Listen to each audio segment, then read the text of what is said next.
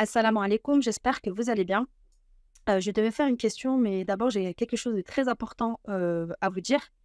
Sachez que quand je vous dis partager, partager pourquoi? Parce qu'aujourd'hui, l'ignorance s'est propagée et la science a vraiment beaucoup diminué. On voit autour de nous énormément de personnes, d'accord, qui se prétendent transmettre la science de la religion, qui font l'image du musulman.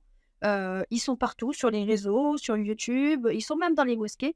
Alors que quand on va les voir, on leur demande une chaîne de transmission jusqu'au prophète, alayhi salatu wassalam. Ils ne sont pas capables de la donner, d'accord? Donc, c'est des personnes qui n'apprennent pas auprès de personnes dignes de confiance. Et il y a ceux aussi qui se prétendent autodidactes. Donc, eux, ils disent que nous, on apprend tout seul dans les livres. Comment tu peux apprendre tout seul dans les livres?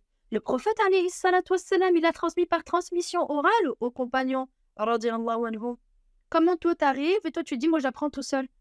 Donc, le prophète, alayhi salatu wassalam, il n'a pas donné un livre aux compagnons, il leur a dit, tenez, apprenez seul. Non, même un médecin, il n'apprend pas tout seul dans un livre. Est-ce qu'aujourd'hui, si je vous dis, oui, moi, je vais apprendre auprès d'un médecin qui a appris tout seul dans les livres? Non, jamais de la vie. Pour moi, ça va pas être une personne digne de confiance. Il y a une partie théorique, une partie pratique, il y a une partie où il y a une transmission, où il y a des choses. Bah, sachez que dans la science de la religion, c'est d'autant plus important.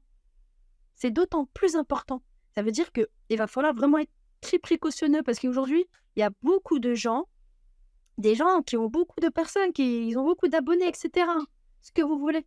Mais ça fait pas d'eux des gens véridiques dans ce qu'ils disent. Ils peuvent dire des choses vraies, mais ils disent aussi des choses fausses. Et quand il y a une personne qui dit quelque chose de vrai et de faux, elle n'est pas digne de confiance. Donc faites très attention à vous. Et quand je vous dis que Dieu vous préserve, vraiment, c'est ce que je vise. C'est que vous soyez entouré de personnes dignes de confiance.